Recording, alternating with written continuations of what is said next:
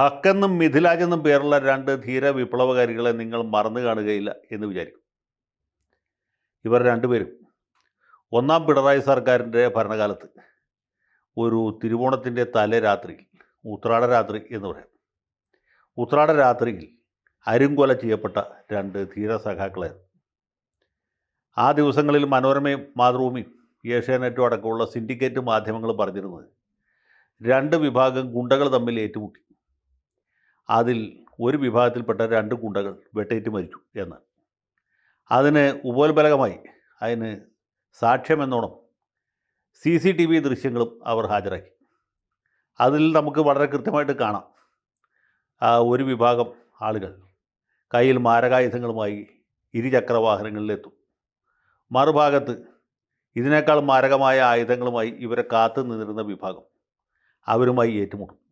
രണ്ടു കൂട്ടരും കൊടുക്കുകയും കൊള്ളുകയും ചെയ്യുന്നുണ്ട്. അതിനിടയിൽ രണ്ട് ചെറുപ്പക്കാർ വെട്ടേറ്റ് വീഴും. ഇവർ രണ്ടുപേരും പിന്നീട് മരിക്കും. ഇതാണ് സംഭവിച്ചത്. രണ്ട് ഭാഗത്തും ആയുധങ്ങളുണ്ട്, രണ്ടുപേരും കരുതി കൂട്ടിയാണ് നിൽക്കുന്നത്. അത് സ്വാഭാവികമായ പരിണതിയിൽ എത്തിച്ചേരും. അക്രമികളായി വന്നവർക്കാണ് വെട്ട് കിട്ടിയത്, കാത്തു നിന്നവരാണ് വെട്ടിയത്. ഒരു കൂട്ടർ മറ്റവരേക്കാൾ മേന്മയുള്ളവർ എന്ന് നമുക്ക് പറയാൻ പറ്റുകയില്ല. രണ്ട് കൂട്ടരും ഒരുപോലെ തന്നെ ഉള്ള ആളുകൾ. പക്ഷേ രാഖി രാമാനം ഇത് വെഞ്ഞാറമൂട്ടിലാണ് നടന്നത്, തിരുവനന്തപുരത്ത് നിന്ന് അധികം ദൂരമല്ല. വാമനപുരം നിയോജകമണ്ഡലത്തിൽപ്പെട്ടവരാണ് ഈ മരിച്ച ചെറുപ്പക്കാർ എന്ന് തോന്നുന്നു. ഏതായാലും ഉടനെ തന്നെ ഇതൊരു വലിയ വിഷയമായി നമ്മുടെ സുപ്രസിദ്ധ ഭരണഘടനാ വിദഗ്ധനും ഇപ്പോൾ രാജ്യസഭാംഗവുമായിരിക്കുന്ന സഖാബ് ഡബിളെ റഹീം പോലീസ് സ്റ്റേഷനിൽ പാഞ്ഞെത്തുകയും പോലീസുകാർക്ക് വേണ്ട നിർദ്ദേശങ്ങൾ നൽകുകയും നേരം പുലരുമ്പോഴേക്കും അത് വലിയ രാഷ്ട്രീയ കൊലപാതകമായിട്ട് മാറിച്ചു. ഈ കൊല ചെയ്യപ്പെട്ടവർ രണ്ടുപേരും CPMകാരാണ്. കൊല ചെയ്തവർ കോൺഗ്രസ്സുകാരാണെന്നും പോലീസും പാർട്ടിയും സ്ഥാപിച്ചു. എതിരഭിപ്രായം പറഞ്ഞവരെയൊക്കെ അവർ അടിച്ചിരുത്തി. ഹക്കും മിഥിലാജും രണ്ട് ധീര വിപ്ലവകാരികളായിരുന്നു. DYFIയുടെ പൊന്നോമന സഖാക്കളായിരുന്നു. അവരെ കോൺഗ്രസ്സുകാരായ ചില നീചന്മാർ അരിങ്കൊല ചെയ്തു എന്നും ദേശാഭിമാനി അടക്കമുള്ള നമ്മുടെ വിപ്ലവ മാധ്യമങ്ങൾ പ്രചരിപ്പിച്ചു, അല്ലെങ്കിൽ പ്രചരിപ്പിക്കാൻ ശ്രമിച്ചു. എന്ന് മാത്രമല്ല, നാട്ടിലെമ്പാടും DYFIക്കാർ CPMകാർ പോസ്റ്റ് ഒട്ടിച്ചു. എന്തിനു കൊന്നു കോൺഗ്രസ് എന്നുള്ളായിരുന്നു അവരുടെ ടാഗ് ലൈൻ. അതിഗംഭീരമായിരുന്നു, ഭയങ്കരമായ പ്രചരണം. അത് കഴിഞ്ഞ് മരിച്ച വിപ്ലവകാരികളുടെ കുടുംബ സഹായ ഫണ്ട് പിരിച്ചു. ഈ അഭിമന്യുവിൻ്റെ പിരിച്ച പോലെയല്ല, അല്ലെങ്കിൽ പയ്യന്നൂർ ധനരാജിന് വേണ്ടി പിരിച്ച പോലെയല്ല. ധനരാജിന് വേണ്ടി പിരിച്ചത് സ്ഥല MLA അടക്കമുള്ള ആളുകൾ പുട്ടടിക്കുകയാണ് ചെയ്തത്. അഭിമന്യുവിന് വേണ്ടി പിരിച്ചത് ചെറിയൊരു സംഖ്യ വീട്ടിൽ കൊടുക്കുകയും ബാക്കിയുള്ളത് പാർട്ടി രക്തസാക്ഷിയുടെ പേരിൽ ഒരു മന്ദിരം പണിയുകയും അത് വാടകയ്ക്ക് കൊടുക്കുകയാണ് ഉണ്ടായത്. ഏതായാലും ഹക്കിനും മിഥിലാജിനും അവരുടെ പുറകിലുള്ള ആളുകളെയും പേടിച്ചിട്ടായിരിക്കണം പിരിച്ച പൈസ മുഴുവനും കൊടുക്കാനായിട്ട് പാർട്ടി ഔദാര്യം കാണിച്ചു. അതുകൊണ്ട് ആ കുടുംബക്കാർക്ക് പൈസ കിട്ടി എന്ന് വേണമെങ്കിൽ പറയാം. ഇതിൽ ഒരാൾ ഹക്കാണ് മിഥിലാജാണെന്ന് ഞാൻ ഇപ്പോൾ കൃത്യം ഓർക്കുന്നില്ല. ഈ കൊലപാതകം നടക്കുന്ന ദിവസം പോലും SDPIയുടെ പ്രവർത്തകരായിരുന്നു എന്ന് മാത്രമല്ല, മാർക്സിസ്റ്റുകാരെ ആക്രമിച്ച കേസിൽ പ്രതിയുമായിരുന്നു. ഇവർക്ക് കടലും കടലാടിയും തമ്മിലുള്ള ബന്ധവും ഇവരും CPMും തമ്മിലുണ്ടായിരുന്നു. പക്ഷേ കൊല ചെയ്യപ്പെട്ട ആ മുഹൂർത്തത്തിൽ അവർ രണ്ടുപേരും പാർട്ടി ഏറ്റെടുക്കുകയും എതിരാളികളെ രാഷ്ട്രീയ കൊലപാതകളാക്കി മാറ്റിച്ചു. ഇത് CPMന് മാത്രം കഴിയുന്ന ഒരു വലിയ സിദ്ധിയാണ്. ഇങ്ങനെ രക്തസാക്ഷികളെ ഏറ്റെടുക്കപ്പെടും എന്നൊരു ബോർഡ് വയ്ക്കാവുന്നതാണ്. ആരെങ്കിലും എവിടെയെങ്കിലും ഏതെങ്കിലും വിധത്തിൽ മരിച്ചാൽ ഉടനെ തന്നെ അയാളെ ഏറ്റെടുക്കുകയും പാർട്ടിയുടെ രക്തസാക്ഷി പട്ടികയിൽ ചേർക്കുകയും അവർക്ക് വേണ്ടി കുടുംബസഹായ നിധി പിരിക്കുകയും ചെയ്യാൻ CPMനുള്ള അത്ര ബിരുദ് ഈ രാജ്യത്ത് വേറൊരു പാർട്ടിക്കുമില്ല. ഇത് ഓർക്കാൻ കാര്യമെന്ന് വെച്ചാൽ, നമ്മുടെ പത്തനംതിട്ട ജില്ലയിലെ പെരുന്നാട് എന്ന സ്ഥലത്ത് CITU പ്രവർത്തകനായ ജിതിൻ ഷാജി കൊല ചെയ്യപ്പെട്ടു. കൊലപാതകത്തിൻ്റെ രാഷ്ട്രീയവുമായിട്ട് ഒരു ബന്ധവും പുലബന്ധവും ഇല്ല എന്നാണ് പോലീസ് പറയുന്നത്.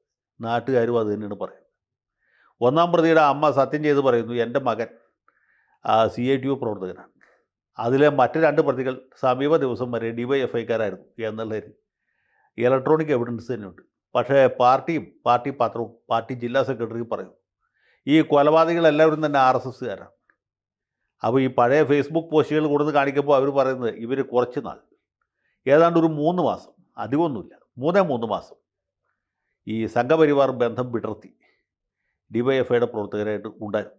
പക്ഷേ മാർക്സിസം ലെനിനിസത്തിൻ്റെ പ്രായോഗിക രീതികളുമായിട്ട് പൊരുത്തപ്പെടാൻ പറ്റാതെ ഈ സഖാക്കളല്ല, ഈ സംഖ്യകൾ അധികം വൈകാതെ ഈ മച്ചിങ്ങ പൊഴിയുന്ന പോലെ പാർട്ടിയിൽ നിന്നും സംഘടനയിൽ നിന്നും പൊഴിഞ്ഞുപോയി.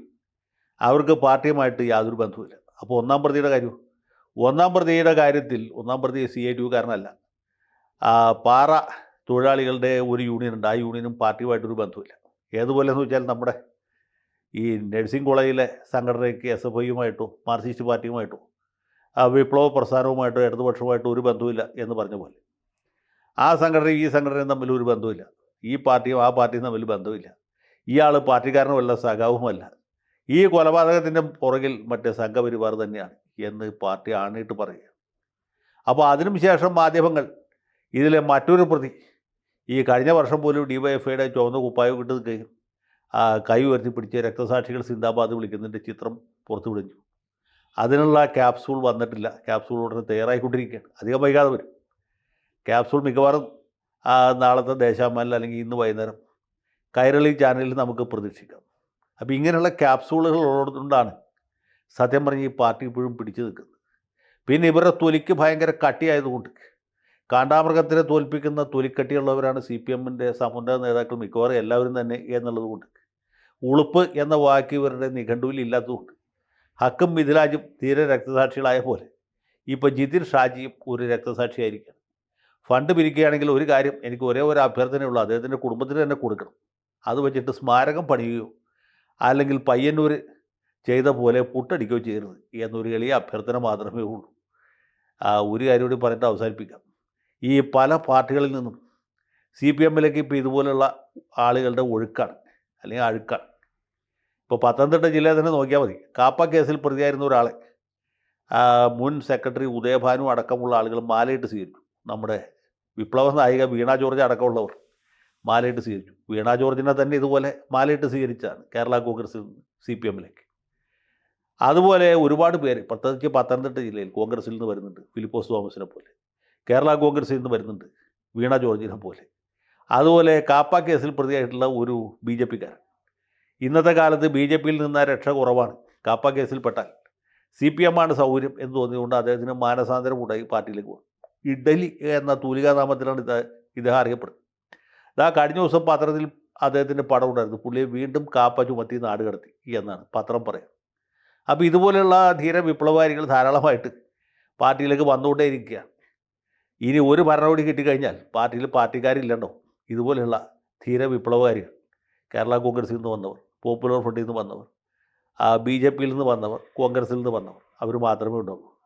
ഏതായാലും പാർട്ടിക്കും ഇടതുപക്ഷ പ്രസ്ഥാനത്തിനും ഒന്നും പേടിക്കാനില്ല. രക്തസാക്ഷികൾ സിന്ദാബാദ്, രക്തപതാക സിന്ദാബാദ്.